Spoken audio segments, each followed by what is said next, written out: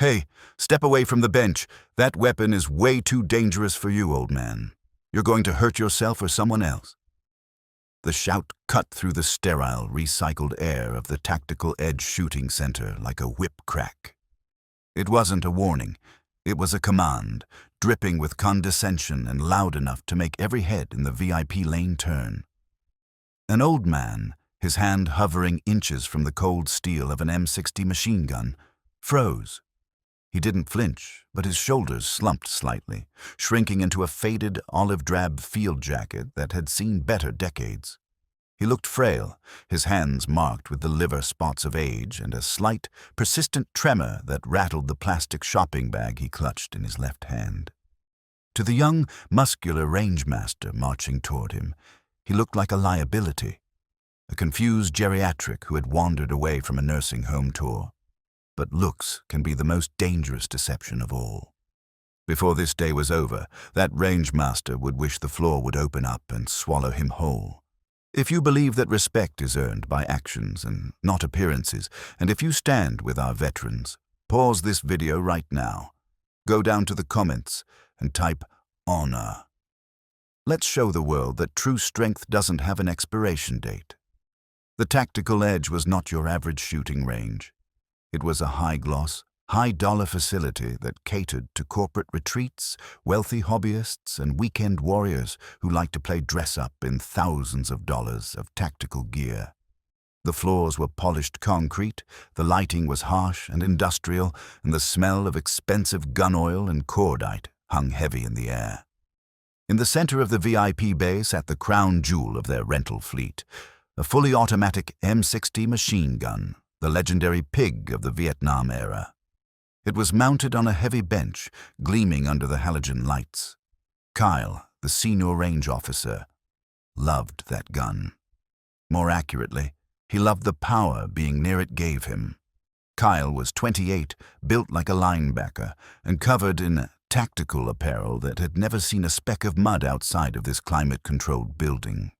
He wore a drop-leg holster, a tight black t-shirt that emphasized his biceps, and an expression of permanent arrogance. Today, he was hosting a bachelor party for a group of tech executives who were paying a premium to fire the big guns. Kyle was in his element, barking instructions and basking in the admiration of men who spent their days behind keyboards. Then Martin had walked in. Martin didn't look like he belonged at the Tactical Edge. He was 76 years old, wearing gray slacks that were hemmed too short in comfortable orthopedic shoes. His face was a map of deep creases, weathered by sun and time, and his eyes, though a piercing pale blue, were often downcast. He had come in quietly, paying for a single lane with cash he pulled from a Velcro wallet. He hadn't fired a shot yet. Instead, he had drifted toward the VIP bay, drawn by the distinctive rhythmic thumping of the M60. He had been standing there for 10 minutes, watching Kyle mishandle the weapon. Martin's eyes narrowed as he watched Kyle load the belt. The feed tray cover was slammed down with unnecessary force. The ammunition belt wasn't seated quite right. Martin's fingers twitched at his side, a phantom memory of steel and oil playing across his nerves. When the firing ceased and the smoke cleared, Martin had taken a tentative step forward, just wanting to get a closer look at the old girl. That's when Kyle had snapped. "I said back off," Kyle yelled, closing the distance and physically stepping between Martin and the bench. He loomed over the older man, crossing his arms. "Can you not read the signs? This area is restricted, VIPs only, and certainly not for people who look like they're about to have a heart attack." The group of tech bros chuckled nervously, looking from the aggressive young man to the silent old one. Martin looked up, his voice rasping softly, like dry leaves on pavement. "I just wanted to see her. It's been a long time. You're running her a little dry, son. The Bolt group needs—" Kyle laughed, a sharp barking sound. "Son? Don't call me son. And don't tell me how to run my range. I'm a certified tactical instructor. This is a weapon of war, Grandpa, not a cane. You think because you watched a movie once you know how to operate a 60? Please, go back to your lane, fire your 22s and get out." Martin swallowed the lump in his throat. He adjusted his glasses. There's a hitch in the feed. I heard it. The timing is off.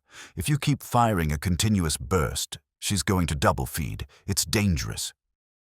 The only thing dangerous here is your proximity to my equipment, Kyle sneered. He turned his back on Martin, addressing his paying customers. All right, gentlemen. Sorry for the interruption.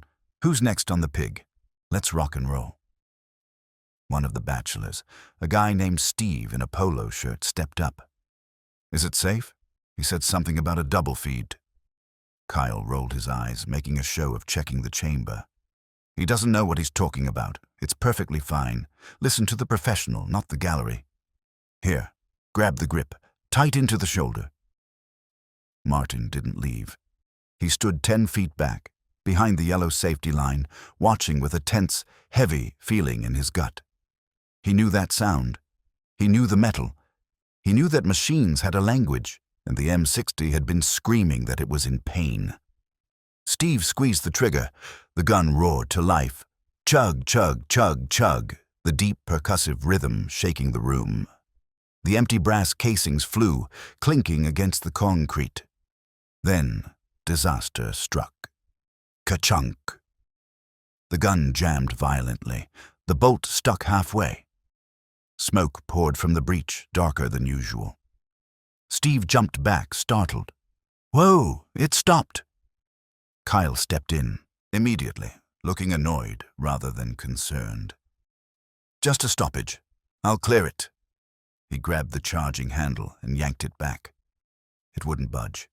He yanked again, putting his weight into it. Nothing. Come on, Kyle grunted, frustration mounting. He started slapping the side of the receiver, a rookie move born of anger. He opened the feed tray cover, but the belt was twisted and jammed deep into the mechanism. A live round was partially stripped, caught against a spent casing that hadn't ejected. It was a catastrophic double feed, compounded by a failure to extract. The bolt was wedged tight. Is it broken? Steve asked. No, it's not broken. Kyle snapped, sweat starting to bead on his forehead. He was losing face.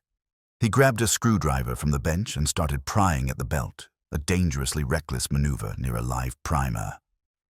Don't do that, Martin's voice came again, stronger this time. He had stepped over the yellow line. Stop! You strike that primer with the bolt partially forward. You'll blow the top cover off and take your hand with it. Kyle spun around, his face red with rage. I told you to get out! Security! Where is security? But there was no security, just the tense silence of the room. The other shooters had stopped to watch. You've got a live round wedged against a spent casing, and the extractor is sheared. I heard it snap, Martin said, his eyes locked on the gun. You can't force it. You have to disassemble the group from the rear to relieve the pressure. Kyle pointed a finger at Martin's chest. You listen to me, old man. You're banned. Get your stuff and get out. Right now, before I call the cops for trespassing. Martin stood his ground. The tremor in his hands seemed to vanish as he squared his shoulders. I can clear it, and I can fix the timing so it doesn't happen again. Kyle scoffed, looking around at the audience, trying to regain control through mockery. Oh, you can fix it. You? You can barely hold your bag of pills without shaking. This is a complex machine, not a toaster. I can fix it, Martin repeated, his voice dropping an octave, carrying a sudden, inexplicable weight of authority. In 90 seconds. Kyle blinked. Then a cruel smile spread across his face. He saw an opportunity to humiliate this nuisance so thoroughly, he'd never show his face here again. 90 seconds. To clear a catastrophic jam and reassemble? Bull. Kyle crossed his arms. Tell you what, I'll make you a bet. You step up here. If you can't do it, and you won't, you pay for the damages to the gun, and I permanently ban you from every range in the state. I know people. I'll blacklist you. And if I do? Martin asked. If you do, Kyle laughed, I'll comp your membership for life. Heck, I'll let you shoot all the ammo you want for free today. I don't want a membership. Martin said softly.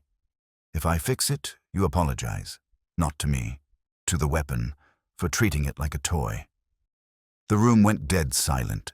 The request was so odd, so specific, that it caught everyone off guard. Deal, Kyle said, stepping aside and gesturing to the jammed gun with a mock bow. Be my guest, Grandpa. Clock's ticking in my head, starting now. Martin stepped up to the bench. He placed his plastic bag on the floor. He took off his glasses and folded them into his pocket. He looked at the M60, the beast of steel and iron. He placed his hands on the cold receiver. Wait, Martin said. One more thing. He reached into his back pocket and pulled out a folded black cloth. It was an old bandana, worn soft and gray at the edges. I work better without the distraction, Martin said. A ripple of murmurs went through the crowd. Is he serious? Someone whispered. He's going to blindfold himself. Kyle snorted. Okay, Daredevil, whatever makes you feel special, you're just going to hurt yourself faster. Martin tied the blindfold tight over his eyes. The world went dark. The smells intensified. The oil, the sulfur. The sounds sharpened, the hum of the ventilation, the shallow breathing of the man standing next to him. Start, Martin whispered to himself. His hands moved. To the onlookers, it was a blur. To Martin, it was a dance he had performed 10,000 times in the humid jungles of another life and the dusty instruction bays of Fort Benning. His hands didn't shake. They were steady, precise, and terrifyingly fast. Clack, snap. He felt the tension in the operating rod. He didn't force it. His fingers found the takedown pins on the stock. Pop, pop. The buttstock came off. He reached into the guts of the machine, blindly navigating the sharp edges and spring tension. He felt the buffer yoke, the recoil spring guide. He removed them with a fluid motion that defied the physics of his age.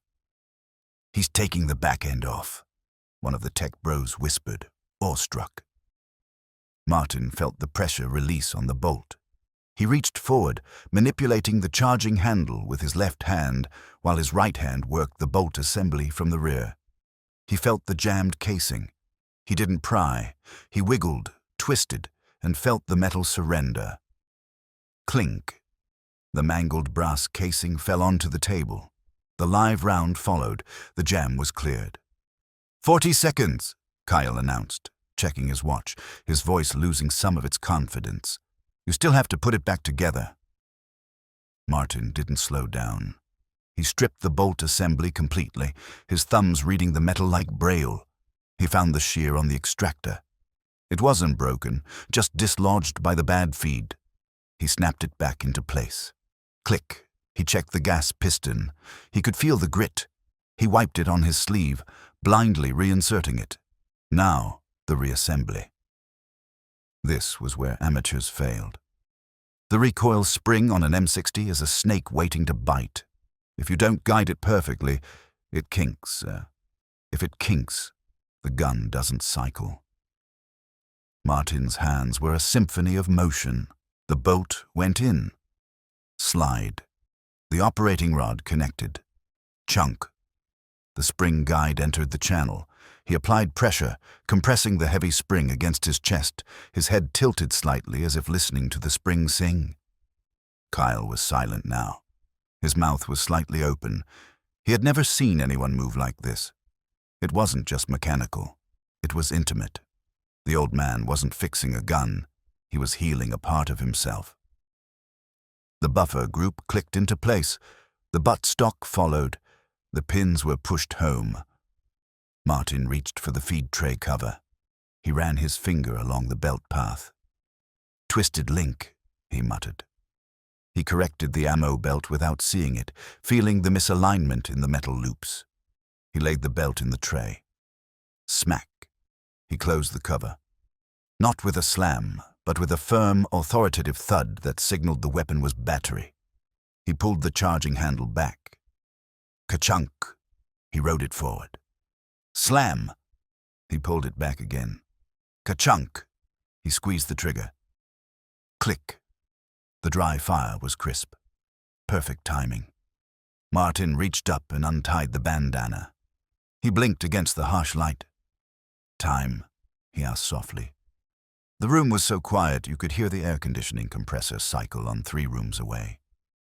82 seconds, said a deep, gravelly voice from the back of the room. It wasn't Kyle. Everyone turned. Standing near the entrance to the bay was a man in a sharp gray suit flanked by 2 men in dark polos. The man in the suit stood tall, his posture rigid, radiating authority. It was General Marcus Vance, a legend in the defense industry and, coincidentally, the owner of the Tactical Edge franchise. He had been there for a surprise inspection, standing quietly in the shadows for the last 5 minutes. Kyle's face drained of color. "General Vance." "Sir, I didn't know you were on site. This man was disrupting the—" "Quiet," the general said. The single word shut Kyle up instantly. General Vance walked forward, his eyes locked on Martin. He didn't look at the gun. He looked at the man. He looked at the way Martin stood, the specific way he held his hands behind his back now that the work was done. The general stopped 3 feet from Martin. He looked at the M60, then back to Martin's face. "I haven't seen a field strip like that since 1988, the general said, his voice thick with emotion. "Fort Benning, the demonstration unit." Martin looked at the general, squinting slightly. Then recognition dawned. He straightened his spine, the years melting away. "Lieutenant Vance," Martin said. "You were a captain then, actually." "I was," Vance nodded. "And you were the man who taught me that a machine gun is only as smart as the man behind it." Vance turned to Kyle, who was trembling. "Do you know who this is, son?" Kyle shook his head, terrified. "No, sir. He's just a customer. He didn't have any credentials on his file." "Credentials?" Vance scoffed. He turned to one of his aides. "Pull up the file for Martin. Is it Kowalski?" "Yes, sir," Martin said. "Martin Kowalski," Vance repeated. "Look it up. DD 214, cross-reference with the Army Marksmanship Unit archives." The aide tapped on a tablet for a few seconds. His eyes went wide. He looked up, whispering. "Holy cow." "Read it," Vance commanded. The aide cleared his throat. "Master Sergeant Martin Kowalski, U.S. Army, retired. Silver Star, Bronze Star with Valor. Served 3 tours in Vietnam. Assigned to the U.S. Army Marksmanship Unit as Chief Instructor of Heavy Weapons from 1968 to 1993. He literally wrote the training manual for the M60 machine gun operation and maintenance that the Army used for 20 years. The silence that followed was heavy, suffocating for Kyle. He looked at the old man in the faded jacket, the man he had called Grandpa, the man he had dismissed as a liability. He realized with a sickening drop in his stomach that he had just tried to lecture the Mozart of machine guns on how to play a piano. Martin shifted uncomfortably. "I just wanted to see the gun, General." She sounded sick. I couldn't walk away. General Vance smiled, a rare, genuine smile. "She was sick, Martin. She was being mishandled by an amateur." Vance turned to Kyle. The smile vanished. The look he gave his employee was cold enough to freeze water. "You endangered my customers. You abused the equipment. And worst of all, you disrespected a man who has forgotten more about combat than you will ever learn in your life. You judged a book by a cover that's been worn-torn by service to this country." "Sir, Kyle stammered. "Take off your range belt," Vance said quietly. "You're done. Get out of my facility." Kyle hesitated, looking around for support. There was none. Even the tech bros looked disgusted with him. Shamefaced, Kyle unbuckled his belt, placed it on the bench next to the M60, and walked out of the bay, his head hanging low. He didn't look back. The general turned back to Martin. "I apologize, Master Sergeant, on behalf of this facility." "No need, sir," Martin said, putting his glasses back on. "The boy just didn't know. Ignorance is fixable. Arrogance. That's harder. You cleared that jam blindfolded, Steve, the customer, said, stepping forward. He looked at Martin with total awe. That was the coolest thing I've ever seen. Sir, can I shake your hand? Martin looked at the young man's hand, then took it. His grip was firm. Just treat the weapon with respect, son. It's not a toy. It's a responsibility. Master Sergeant, General Vance said, I have an opening for a Chief Range Safety Officer. I need someone who actually knows what they're doing to train these kids. The hours are yours. The pay is whatever you ask for. Martin looked at the gun, then at his shaking hands. I don't know, General. The hands aren't what they used to be. I just saw your hands fix a double feed in the dark in 80 seconds, Vance said. Your hands are fine. It's your experience we need. What do you say? Martin looked around the range. He smelled the cordite. He felt the familiarity of the environment. For the first time in years, he didn't feel like an old man waiting to die. He felt useful. I can start Monday, Martin said, but we're going to change the maintenance schedule on these 60s. They're filthy. Done, Vance said. He snapped a salute. A sharp, crisp salute. Martin returned it. It wasn't the snappy salute of a 20-year-old, but it carried the weight of history. As the general walked Martin toward the office to sign the paperwork, the customers in the VIP lane didn't go back to shooting immediately. They stood there, processing what they had seen.